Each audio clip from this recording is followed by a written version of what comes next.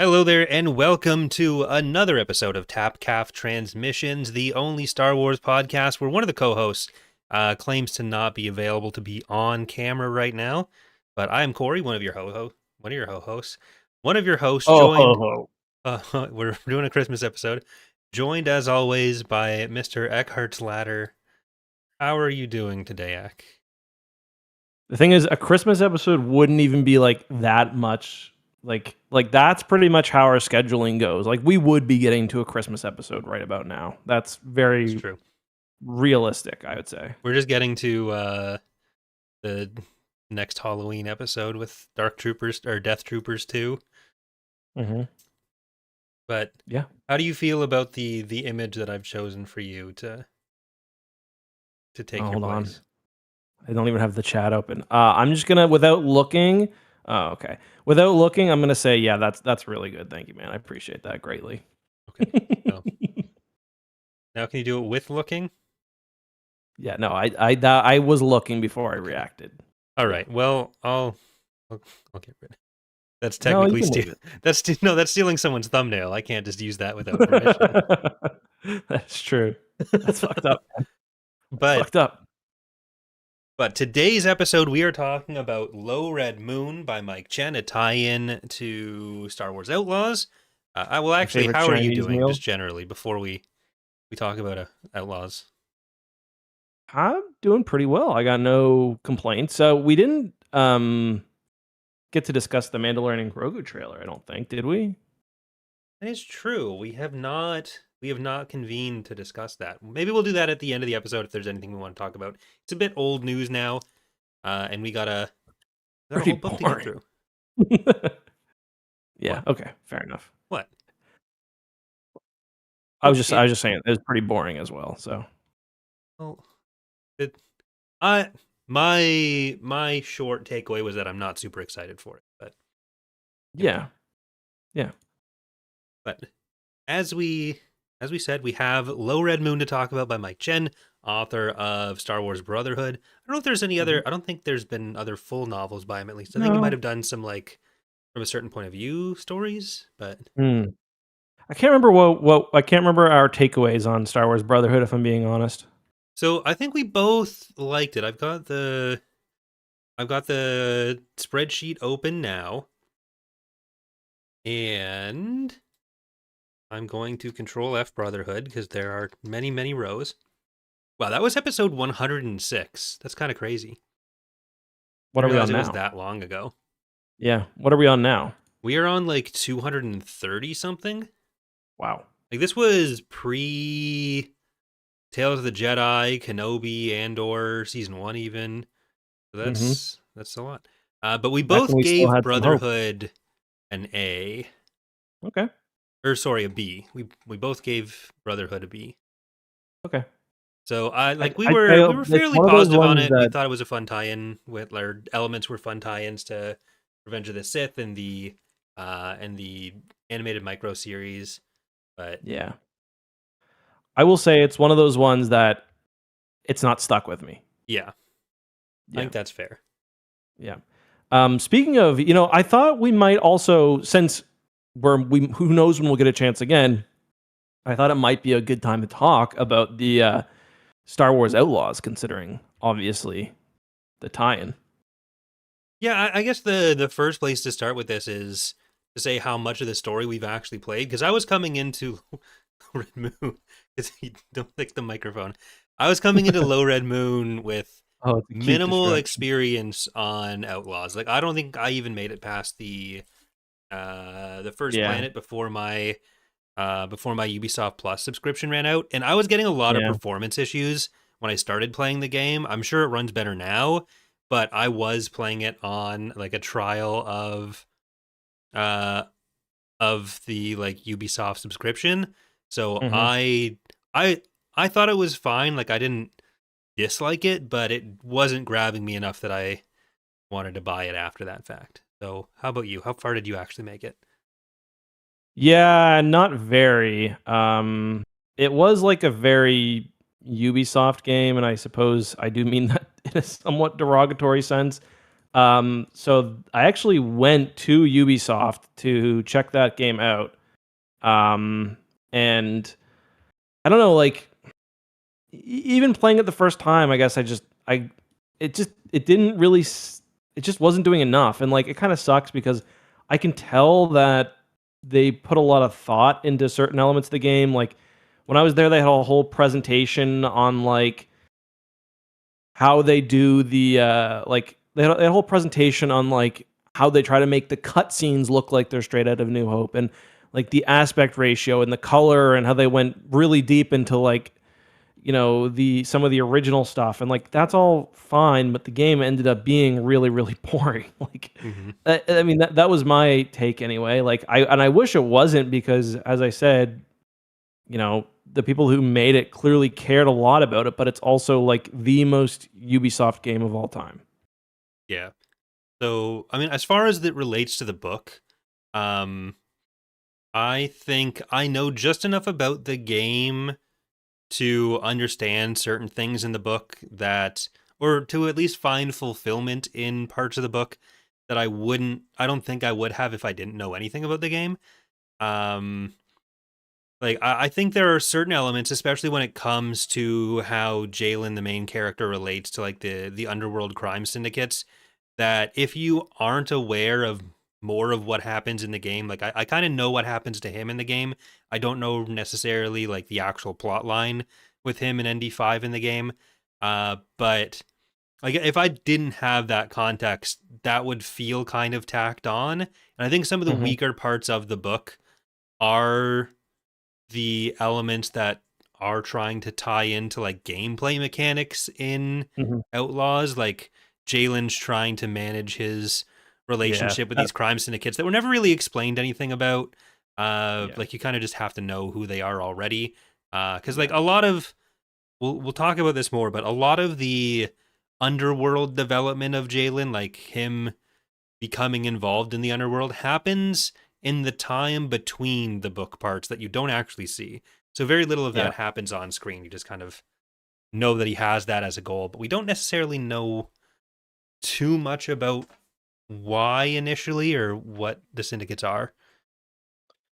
Yeah, Jalen is like a weird character in this book because he continually does these really shitty things, but Mhm. like like I don't know, it's not like it's like it's not even like a switch gets flipped. It's because like he never really changes from who he is at the beginning, which doesn't seem to be a bad guy. He cares about his brother and all of this, but then Kind like of. yeah, kind of, but he's also like always a complete dick to his droid. And like one of my problems with this book is like so much of like his motivations, in my opinion, get completely like lost in the weeds. Like you can't even really remember what. So one of the big kind of plot threads in the novel is he's trying to manage his relationship with ND5. ND what is a he's a separatist assassin droid. He's sent to kill the Barshow family, of which he is one. Um, and he ends up kind of working with Jalen and helping him out. The problem is like early on, he gives ND5 some lies, and he's trying to kind of manage those throughout the rest of the novel. But to me, anyways, it's like it happened so long ago that like it stops making sense and ends up just being it feels like kind of a tacked on motivation for the character. Okay. Well, maybe let's give a bit of an overview before we get too deep into that, because Okay. the book starts out, we meet Jalen and his half brother Slero. Slero is the result of an affair between his dad and another woman, which isn't explicitly said, but like it's very it's barely even reading between the lines. It's like the No, lines I are mean screaming at you. he's It's half a just bar show, so I yeah, don't it's know just how else. Jalen that doesn't as a child, because you're getting like 6 year old or Yeah, 11-year old Jalen's yeah. perspective on it. Hmm. But Jalen is being raised to take over the family business, which is building these propulsion systems for Republic warships. It's a big mega corporation that their family runs. Slero, his half brother, who's one of the ISB characters in Outlaws, uh, is always off to the side, kind of treated like Harry Potter. Uh, and like cartoonishly bad, like the Dursleys treat Harry, Yeah, it was kind of stupid which in my is opinion. it's very over the top. Jalen thinks he's trying to do right by his brother, but he's also a selfish kid. So he doesn't want to share his fathier, like the little Yeah. horse critters from Yeah, I guess he episode is a dick 8. from the beginning. Yeah, he doesn't want to share the plushies, but he does understand that there is something wrong with how his brother is being treated. And he never fully stands up for his brother. Yeah. So later on, when Jalen is given control of the family business, he finds these data pads that show his parents have been double dealing, supplying not just the Republic, but the Separatists. Decides to Mhm. give that information to his brother, and then, surprise, surprise, when the ceremony's happening, putting Jalen in charge of the business, and he's trying to bring Slero in as like his official assistant. Slero has given that information over to the Empire. They get raided, put under house arrest. It obviously Slero betrayed him. This is something that Part Jalen has drove learned. me crazy. Jalen does not even possibly suspect this until the end of the book. So fucking annoying. But Slero decides that when the family's on house arrest, it's announced that they're going to be pardoned because the Empire Yeah. still wants the Barsha's contacts. So Mhm. Slero, through an intermediary, an ISB agent known as Low Red Moon, gets the services of a decommissioned BX commando droid ND5 to murder his entire family. Jalen escapes. There's an explosion, and then ND5 ends up working for Jalen. So we kind of from there, the book is about Jalen trying to find out who Low Red Moon is, find out who did this to him, and especially Slero, looking for any evidence that Slero might still be out there or what happened to him, because Slero wasn't at the family compound when everyone was killed. And then he eventually finds out, oh, actually, Slero is the one that did this. So now it's time for revenge on Slero, and that's kind of where the book leaves off. But to your point, the thing with ND5, I think thematically makes sense because most of what Jalen is doing is dealing with like like he lies to ND5 because he doesn't trust him. He thinks that ND5 might try to kill him again because that was his programmed intent when he got there, and this kind of builds up these nonsensical lies over time that ND5 will always believe. But like he never takes the off ramp when it's kind of offered to really give ND5 trust. So Jalen, because of what happens to him, because he's like spending all of his time looking for revenge for this thing, like he's just pure trauma, pure revenge, and because of this, he just digs himself into deeper and deeper holes. The thing that I don't get about it is how everyone seems to talk about how he's like trustworthy and a great guy, and part of this is explained by them like misinterpreting how much he says he trusts ND5 or how much he's willing to do for ND5 just because Yeah. ND5 is containing all this information for him. But like Mhm. he's the definition of a corporate failson who Yep. is just sliding by on this like training he got as a kid that we see fail at almost every opportunity. Like people treat him as a lot more competent than he ever shows himself to be in the book. Yeah. Yeah, totally. Like he's always like, "Oh, I was prepared for this through my bar show family training." It just completely fucks up. Yeah, like Just job.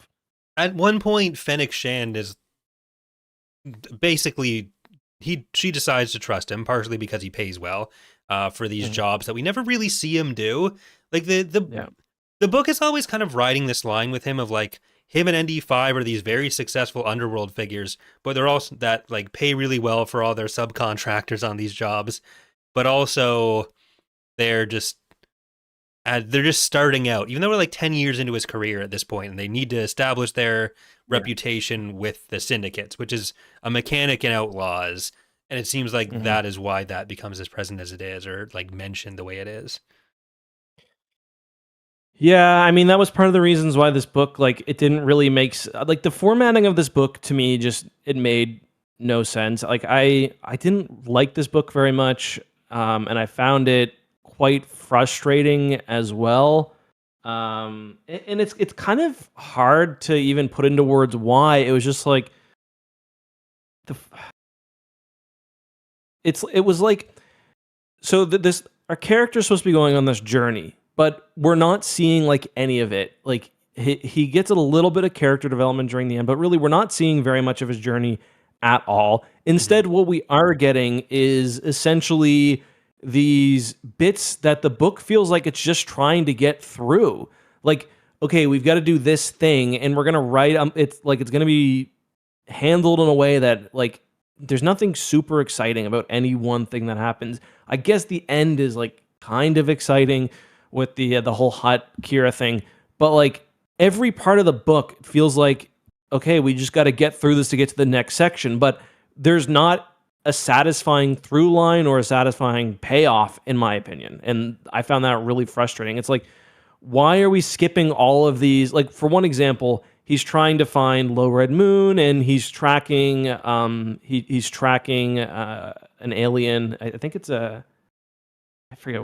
Anyway, he's going to a bar, and it's like it's talking about all his past adventures, and then like we're tuning in for this one, but like nothing interesting is happening here either. So like, what's the point?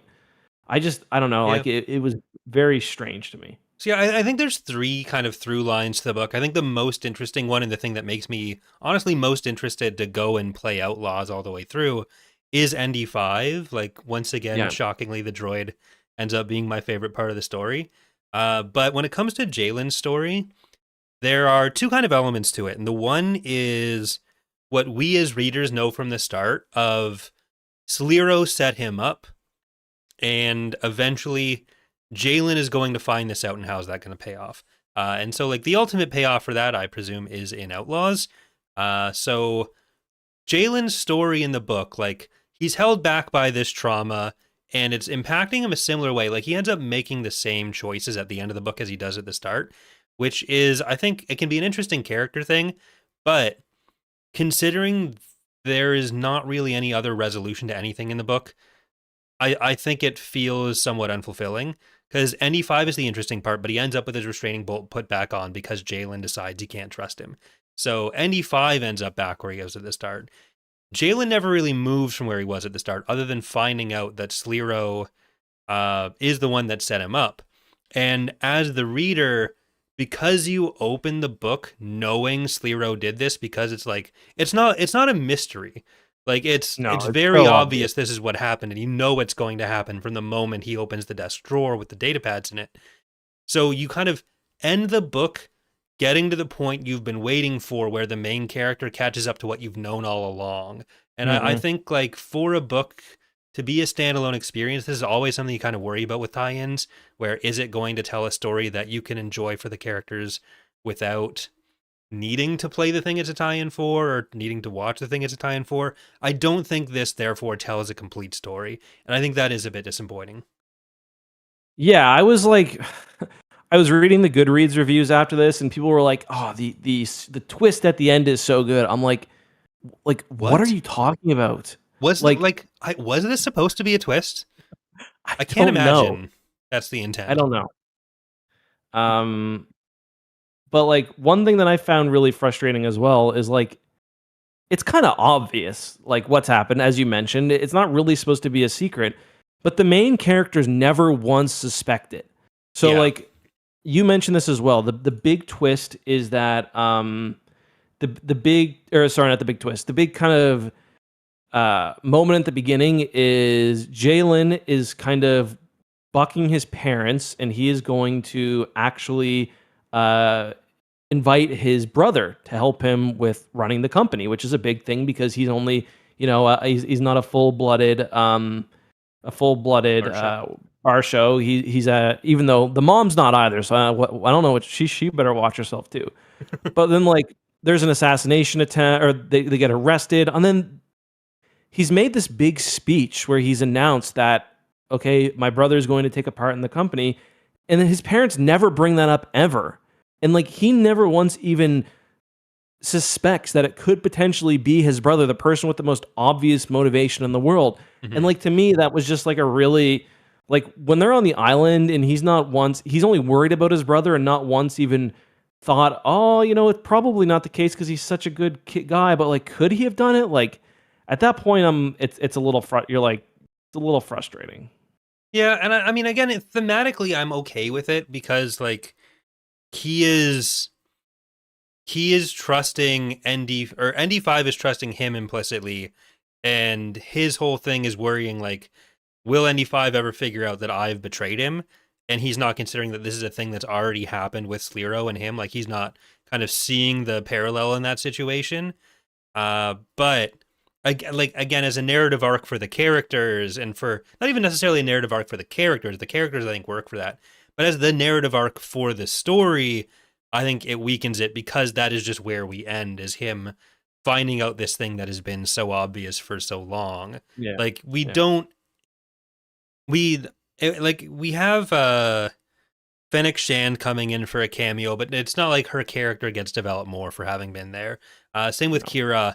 Kira. It's nice to see like Mill, Alibeth, and Vivert, who were in Brotherhood, and then they're in some of the like sequel era comics. So like, I like them as characters, so it's nice having them there. I enjoyed seeing what they were doing, but I almost feel like we got more development for Mill than for Jalen, who like starts in one place, ends in one place, and then the narrative arc of the story was like setting up for whatever I assume happens in Outlaws. And like, possibly this would have been more fulfilling if I had played Outlaws, and I do hope to play Outlaws in the future, which like was reinforced by this book. But just like to kind of preempt the criticism, oh well, you didn't play it, so why? Like, it should still be a fulfilling story on its own. I just don't think it Yeah, I mean, necessarily it's was.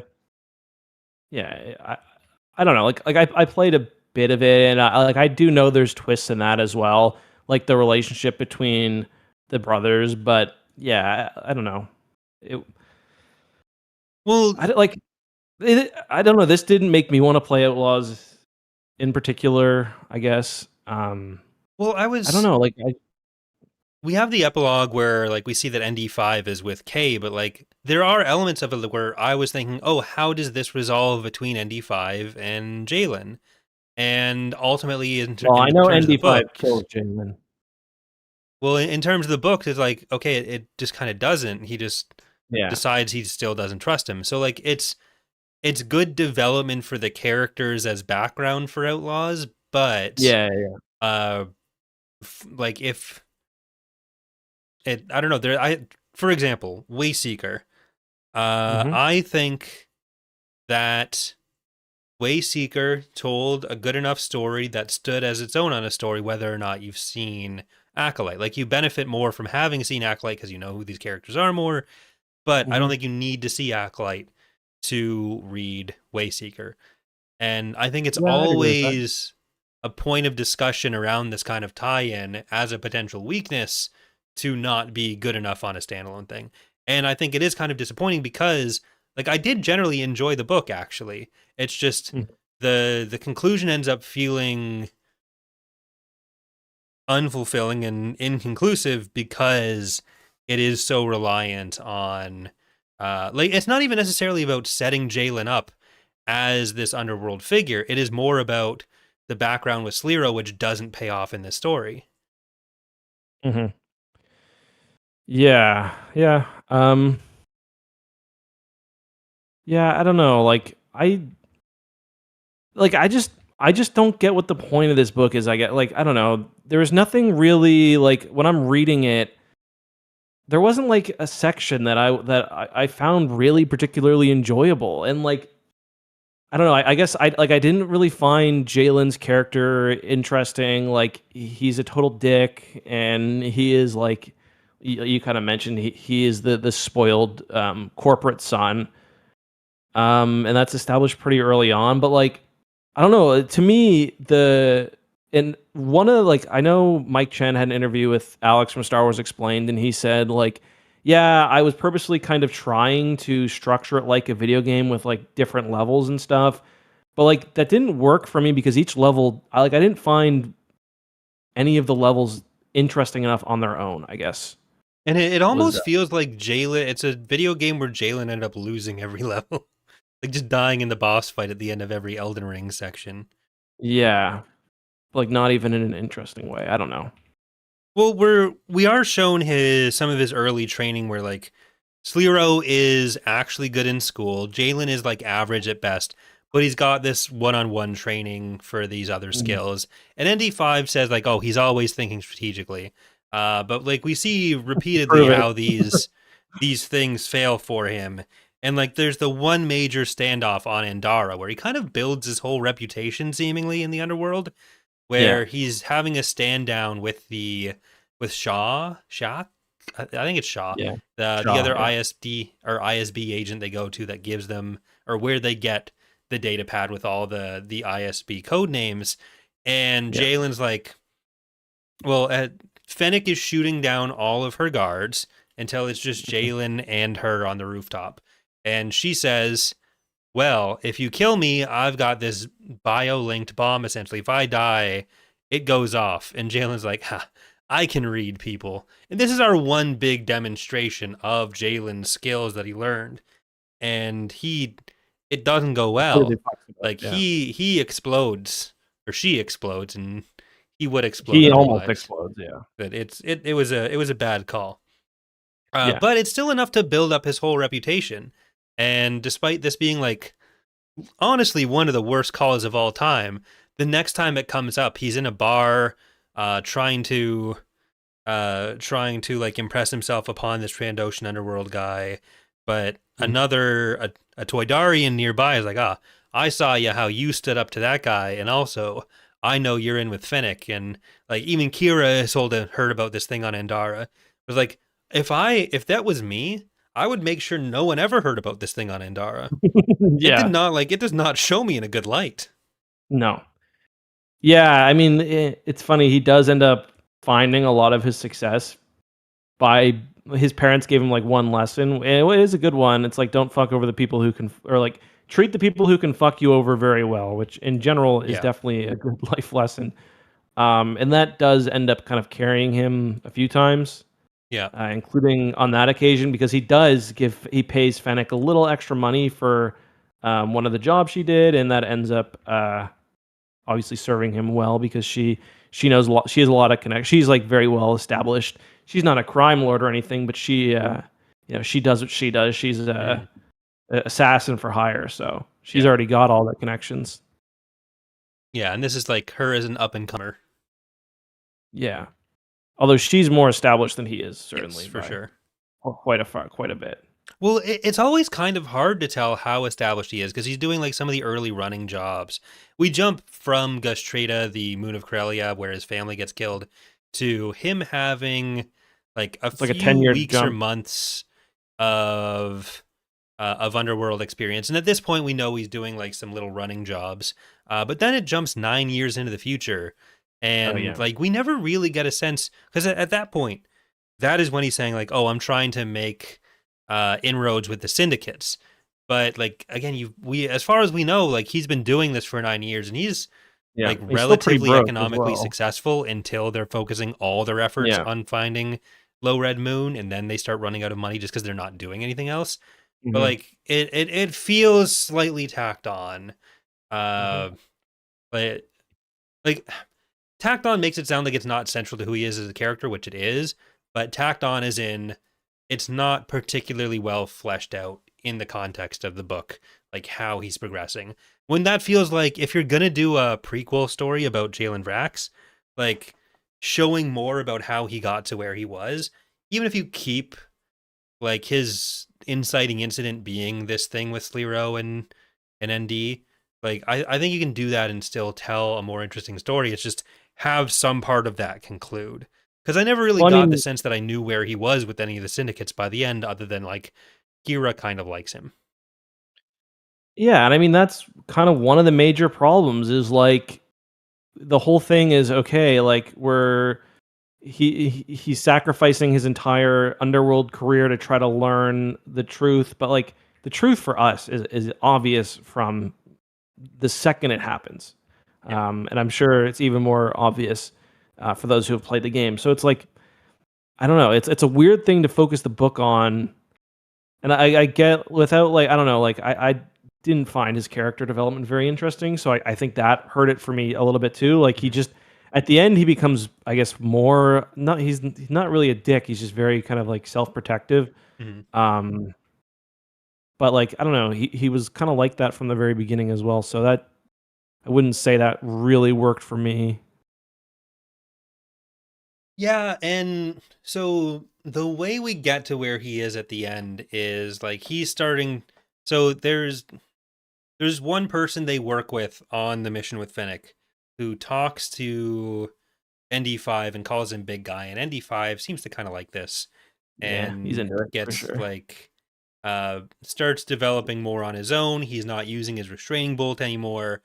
And Jalen is like trying to still put off the repairs that ND5 wants. But the thing that makes him really decide, like, no, we cannot do this. We can't have you restraining boltless. We can't have your repairs. Is that these files that uh, like these drunk TikToks that Jalen has been pre-recording in ND5's restricted section get accessed by Low Red Moon, Yeah. the ISB agent, and Jalen's like, this could have exposed me, and this can't happen again. And part of why it happened, like, I don't necessarily see the logical connection between um those files being in him and ND5 acting independently. Like ND5 could have gotten where he was even Mhm. with Jalen having given him the explicit orders to go there. Yeah. So I don't like we are seeing a broken, traumatized person decide these things, but some of that reversion ends up feeling a little bit deflating, especially on the ND5 side when ND5 was the one that was more interesting to track through the story. Yeah, and I guess that's kind of what I meant when I said like he's lost the plot for like why he doesn't trust ND5. Like it's decisions he's made Yeah. 20 years ago when like the droid very clearly just trusts him. Yeah. He always just trusts him. So yeah, that like I don't know, like to keep doing that over and over again, I found kind of tiresome. I guess like it does lead to the fate of both characters in the game, I guess. So that's part of it, but Mhm. yeah. Yeah. I mean, I don't know. I don't know that I was expecting like an actual resolution with Slayer. I wasn't sure what to expect because I wasn't sure what I still don't know what the actual story between Slero and Jalen is in the game. Mhm. Um, but I I was maybe expecting more from the side of like the the syndicates maybe, or Mhm. like understanding how Jalen is seen in this world when that is ultimately a fairly secondary thing in the book, Yeah. tertiary even. Yeah. Like it's a motivating factor for him, but we don't actually see like it play out. Like he Mhm. always talks about how he wants to get into it, and I guess we get a little at the end when he's trying to manage the one kind of major conflict he gets into with the Mhm. Hutts and Crimson Dawn. But other than that, yeah. Well, I think it almost goes against what we hear as his motivation on this, because he's looking for freedom. He doesn't want to work for anyone. But it sounds like his other like standalone jobs, he was doing fine on those financially, and he was Yeah. working for himself.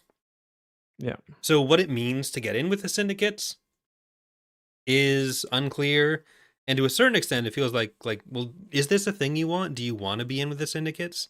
Because that sounds Mhm. like less freedom for your life. Mhm. Yeah.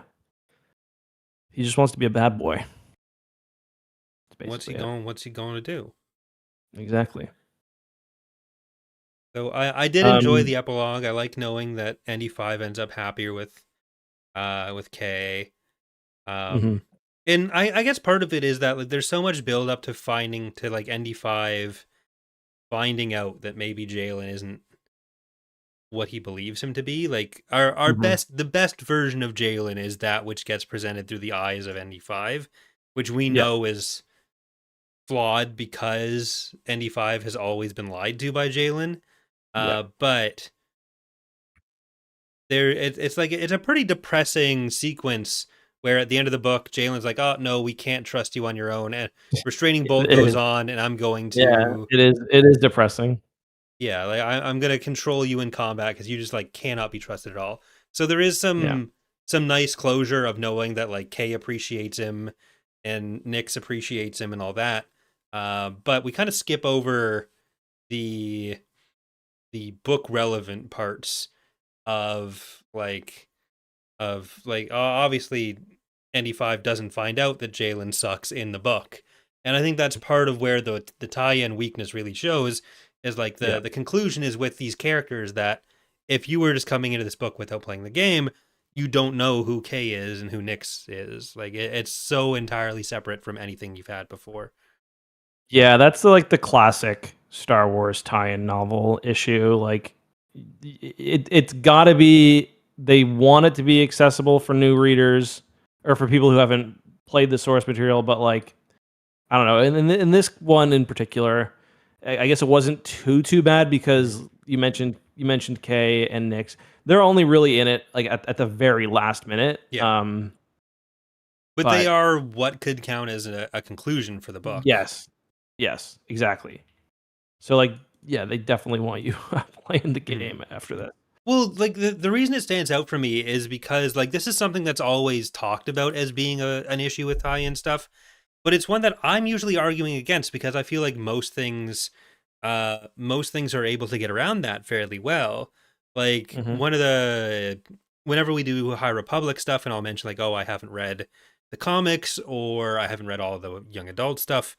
Uh, I feel like I'm still arguing against like I'm getting a full story out of this, even though I Hmm. didn't read the script of the audio drama or something, or even if you They usually give haven't you read enough phase winks and two, nods. So then you can yeah, understand phase 1 and 3, or vice versa. If you haven't read phase 3, like you didn't read phase 2, and I no, don't think you're really lost as what's going on when no. phase 3 happens. Like these stories can stand on their own, and I think this is kind of the one example where, unfortunately, I think the it is really tied. I mean, in my opinion, unfortunately, maybe Hmm. this is something that Yeah, someone if you love the wants, game, I but mean, it's probably a benefit. yeah, like where I do think it is a thing where if you are not an Outlaws player, like I can't really recommend the book. Hmm. That part I think Yeah. is the definite unfortunately thing. Like if someone is thinking, oh, if I didn't like Outlaws or if I'm not playing Outlaws, can I read this? I think ultimately the answer probably has to be no, and I think it's rare that that actually comes Or through with a tie-in. I guess it's no or yes, but like you're going to want to play the game, or else it's going to be a pretty unsatisfying story. Like if Mhm. you do want to play the game, then I mean, why not? Like you can get here, you can get an introduction to the characters. I don't think it's like necessarily a problem in that sense. But yeah, Well, so let's. I know you're not a Battle Scars fan, in any okay. sense, but I think even though these are all characters you know from the game, I think the story that's in Battle Scars you can read and like it's there and it can stand on its own. Like if I so Dana is never going to play a Star Wars game, but she watches some of the shows and like she'll even read a book at some point. I think like Mhm, she wants to read Lost Stars, which great. I think she should, like, because Lost Stars is great in general. And I think she'd also really enjoy Princess and Scoundrel potentially. So mhm. I think even though we haven't gone on Galactic Star Cruiser, and no one ever will again, because it was just an objectively overpriced, not ideal experience. Uh, Come at me, Twitter, but like I feel like someone could read Battle Scars without having played or planning to play Fallen Order or Jedi Survivor, and I think like there is a story in there that you can digest on its own. It's probably Didn't say enjoy. look. I'm not. We don't. I liked it more than you at least, but Yeah, you did. like I don't know that there's anything like you're losing out on a lot of the experience by reading Battle Scars that way without having the games involved. Definitely, Mhm, but I think with Low Red Moon, there's just not much to like the story doesn't actually conclude. Like mhm. there's not a story that stands alone within this, Yeah. and that's the big difference to me. Yeah. No, I think that's all pretty accurate. And yeah, and that's why, like, I guess I was so disappointed by the individual sections, which to me, like, again, nothing was fun. Like, I did like seeing Fennec again. That's nice, and that was fine. But like, other than that, I don't know. Like, it felt like you could have taken kind of multiple points in any of these characters' lives, and it would have been just as entertaining, which isn't necessarily a bad thing. Like, if you're just trying to give like a peek at what like things were like for a couple of years for these characters, but I don't know. To me, it just like just didn't work, I guess. Well, I don't know that I'd agree that like it's just a that like what it would serve as is a peek into the characters, like yeah, for Fennec and Mill and stuff. But I think like the the flip side of what I'm saying is that it like if you did play and enjoy Outlaws, Hmm. then like this I think this can function as a good story for that. Like I think it'd be enjoyable from that perspective. Like I don't dislike what's there. I more dislike what's not there is Okay, probably more my position. that's fair. Which like usually when we're coming into this, we have like on the legend side, we Hmm. have more of the context behind it, right? Like if we're when we're reading the Dark Forces books, we're gonna know everything going on around it. So we're not gonna Yeah, have the same perspective of like, oh well, how would reading this go without playing Dark Forces? So yeah, yeah.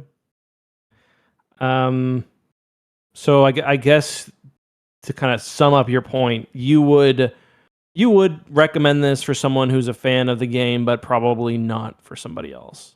Not for yeah, someone who wasn't. I think like if you liked Outlaws and if you like Jalen Vrax and Outlaws, like again, I don't have Yeah, that. Jalen Like specifically. Yeah. yeah, like you'll probably get more like I think you will enjoy the book. Like I think what is there is actually pretty decent. It's like done competently. Uh, Mhm. but I feel like for anyone who is not within that category, if you're not interested in it as a tie-in, I don't think there's any expectation that you might like it. Like Mhm. it's not even like if you're a fan of X genre, then you'd like it. I feel like it's just it won't really be able to do anything for you because it is so built in as this tie-in experience. Yeah. I personally wouldn't recommend it unless you really love Outlaws, and even then, like it's very different because the two brothers and Outlaws are operating in the background. You're getting your missions from Jalen and Slero, the ISB guy. Um, so yeah, I guess if you really like them, it'd be good. Otherwise, I don't know. Like this to me was a very very forgettable book. It was it wasn't. I've read many bad Star Wars books, and we've read many bad ones on the show. Like to me, that's the difference between this and Battle Scars, where like I actively disliked Battle Scars. Mhm, Um, wasn't the case for this one. It's just mhm. like it just was very not memorable. I guess for me personally. That's fair. All right. So where does that end up for you on an arbitrary and reductive number rating scale Like I or think letter rating scale? I guess a C, because like I said, I Yeah. didn't hate it. I wouldn't read it again, but like I was having a decent enough time with it. So yeah, I think that's like the definition of a C probably. Yeah, I think that's where I'm landing as well. A C, like again, what's there I was enjoying while I was enjoying it, and then it just ultimately kind of falls flat because of the Yeah. kind of lack of a conclusion. Hmm. Um, so yeah, Yeah, it any just sucks thoughts that on? the central mystery driving the novel is like so not mysterious. Hmm. Well, I think this has suffered a bit from me maybe because it was coming in the middle of me like really getting a an itch to reread Worm, which has like a bunch of mysteries for the characters and for the readers that the character doesn't even know about that are so Why am I central to the reading plot. this? And like they are genuinely interesting and I can't wait to read it again knowing some of the stuff because it'll Hmm. be more Like it really helps explain what's going on. Whereas this, it's like I, as the reader, know exactly what's going on, and Jalen Yeah. as the character is just so oblivious to the most obvious explanation that never gets considered, that it's like, what is what is bro doing? Yeah. Yeah, it is pretty shocking that not on one occasion did anybody suspect his brother. Well, that When the other like part of it with that is like it is such a central mystery to the plot, but like it's not something Jalen discusses with anyone at any point. Even ND5, yeah. like there is no conversation between Jalen and anyone else about this. So Mhm. it's like it's in any character interaction, it's almost a non-factor. Mhm. So like it could never possibly come up because it is so divorced from their interactions. Yeah, and part of that is obviously, I mean, he's got to keep his personality secret, and Mhm. there is kind of this thing where, like, we also should mention too. This is the second book we've read after the Acolyte Wayseeker, where you got split perspectives because Jalen's book is written in standard third person perspective, and then Mhm. the droid sections are in first person, which was interesting. There's some they do like kind of some stuff you'd expect with like the boot up sequences and stuff, which is fun. Um, but yeah, like the mystery, I don't know, like it's just very very underdeveloped for me personally, and that's definitely one of the bigger issues because the underworld stuff is probably the most interesting, and I would have been happy to see more of that. Mhm.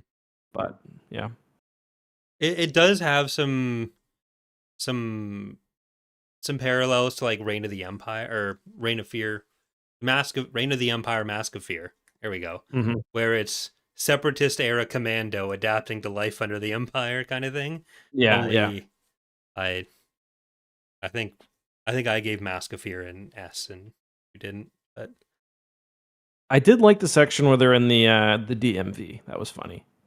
yes, gave him the ticket. He's like That was fun. conscripting the R2 unit. That was fun. Yeah, I didn't realize we both gave Lost Stars an S, but I love makes Lost sense. Stars.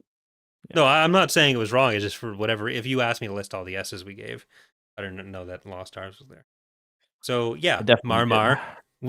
We do enjoy many canon novels, and we didn't even say this was necessarily bad. We gave it a middle Yeah, I review, think like if and it, I'd say we average higher ratings for canon novels even that's probably true. We should maybe separate that out. because But like just thinking we've given very good ratings to 3 Alphabet Squadron books, Lost Stars. I'm trying to think what else. There was another book we both gave S's to. I thought. Mask of Fear, you gave an A, and I gave an S. But I don't I remember a think there single is fucking a thing about that selection book. bias to this, where and Yeah, I was that is very true. high on High Republic Phase 2. We both gave the third High Republic Phase 1 book an A, I think. But hmm like Legends, we're reading everything in order. Yep. Canon Yep. stuff, we're reading like either new releases, which we're all also doing selectively, or we're picking hmm out specific ones that we really want to read, like Lost Stars. Yeah. So there Eventually, is a it'll even bias to out. what we're doing. Oh, the Ronin as well. We both. Ronin, yeah, if you want to count that as canon, like newer publishing. Yeah. Yeah. Yeah. Why Yeah. not? All right, so that is Low Red Moon. Yeah. Not the worst. Not the best. Pick it up if you like. Outlaws. You like that. The underworld. Eventually, I think we'll have to talk the actual game itself. Well, we were saying we'd do that with Victor when it came out, and then we have to actually play the game. Yeah, I played it for one sitting and like, well, so I went to Ubisoft to play it. Had this one funny thing there. They had, Nyx, the little creature she Yeah. has. They had what's it called? They had a claw machine at the thing where you could win Nyx, like you could win Nyx dolls, and it was like games media, YouTubers, like critics, journalists, whatever, and like the machine was just broke. Like everyone wanted this Nyx doll because it was so cute, Yeah, and that's the thing that made me most upset that I wasn't invited, because I wanted one of those, and even Dana was like, "Oh, that would have been great." So Well, the thing is, like, it was impossible to win. Like, Zach got one because Zach also went to an event because they had two. Yeah. Um, but the one that we were at, it was not winnable. Like the claw Okay. did not close properly. But I will say too, another really cool thing at the Ubisoft Studio tour, um, they showed us like the room where they make the cutscenes, and it is really cool because like one guy was wearing like I think he was just wearing like he was wearing a mocap suit, but they could like instantly have him be a stormtrooper, and then he could act out scenes, and they could give him like they could give him a stick, and it would be a certain type of gun, and they had like a closet of different guns, and it's just pretty cool how they can like make cutscenes pretty much on the fly now. Mhm. It's almost like the volume Yeah. where they kind of um like make the actual set digitally, and then they make it physically for the actors to have an approximation of. And yeah, it was just pretty cool, I thought. Yeah. Technology do be crazy. It do be, yeah. All right. It do be like that. Well, with that done, what are we doing next episode? I don't know. Do you have any ideas, young Corey? So we've got a few things we can do. We can, assuming we're doing a book in 2 weeks, I think. Mm-hmm. Yeah. Uh, like next week is your birthday stream, right? So Ooh. Yeah, I guess it is. we've got your present's on the way, by the way. So you'll get a Oh, sweet. FedEx package soon, from the boys. Very nice. So I don't know if like I feel like we shouldn't force ourselves to do a comic. I don't know if you feel confident in being able to do another book by next week. If it's a short one, I can. I'm trying to read 50 books this year, so I need to, Okay. or 40, so I need to step it up a little. I think all the canon ones we want to do, like the next canon one we probably want to do is Tears of the Nameless or whatever the final Tears of the Jedi, Trials of the Jedi, the whatever the final book is. So we should try to find High like Republic. a lot of the canon ones are longer. I don't want to read Um, another High Republic book. what? I don't want to read another High Republic book. I thought you said you wanted to do the finale. No. Okay, never mind then. Well, what I was gonna say is Feel free to do it. we should probably do a Legends book anyways. Well, So let's do something that I can do because I am super, super busy. But if we get something on audiobook that's like 10 hours or less, it's no problem.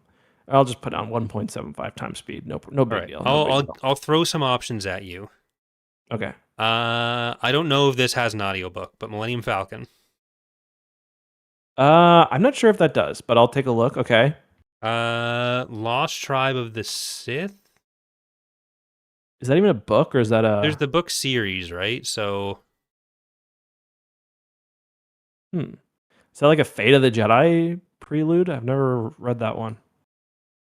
it involves the trial, like it's tied into Fate of the Jedi, but like it's set from basically all the Yeah. stuff. Because we do, I think we should read it before before FOTJ. Yeah. But there's what? How many of these? There's 9 of these, and they're each about 30 pages. So we could Oh, do 4 or 5 of them. yeah. We could do technically all of them, and they'd be 300 pages. But we could do 4 or 5, and then do 2 episodes with that. I don't think there's an audiobook though. Okay. But Did you have any other options, or were those the two that you were thinking? those were the 2 main ones I'm thinking of. Because I feel like the ones that we still have after Endor, Shadows of Mindor, Rebel Agent, Jedi Knight, Tatooine Ghost, New Rebellion, don't tend to have audiobooks. Jedi Knight I is think short, Tatooine but Ghost might. I would do Tatooine Ghost. let's see if I'll do Tatooine Ghost. Hold on. I feel like it's very long. And all I Yeah, it know might is be. Kitster jumps out a window. Yeah. Yeah, it's 416 pages. I don't feel like I'm not going to do Tatooine Ghost. Yeah. No. Not happening. Not happening. All right, hold on. How long is Paradise Snare? It's 336. Does that have an Essential Legends collection one? Not sure. We haven't done Tatooine Ghost, Koi, but I feel like it comes up more than any other book that we've never done. I like the idea that we're basically working around your brother who can't read at this point. Well, that's been known. Bless him. He tries his best. Does Shadows of Mindor have a... I've never read Shadows of Mindor, I don't think. That'd be a fun one. It's 300 pages. Like, it's not especially long. You can probably do it. All right, let's say we're doing Shadows of Mindor for next week. Okay. And then we'll delay the podcast for a week or two. Yeah. Happens. And I guess that old chestnut. I will schedule with Ilkin the finale of High Republic or something, since you don't want to read it. I'll think about it, but well, you said before you wanted to, but it's fine. I feel like I tried to. Okay. Well, that's it's fine. So what I would like to potentially do is have Shadows of Mindor next week.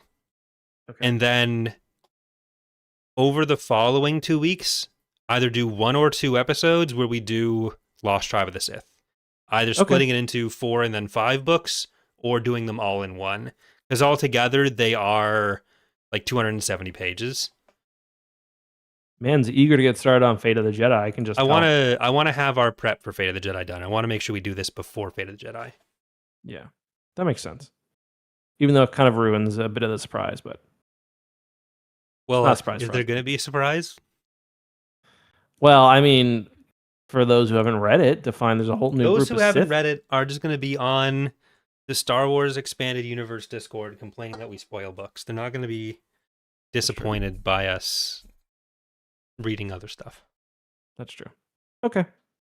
I'm fine. All right. Well, we're going to go play some Super Battle Golf or whatever it's called on X2. Mm-hmm. Thank you for listening, everyone. I've got a quick everyone. business call before then, so I'll be 5 minutes late, maybe. All right. Well, what do you mean? What you don't? I got business. It's not very serious business, but it is business.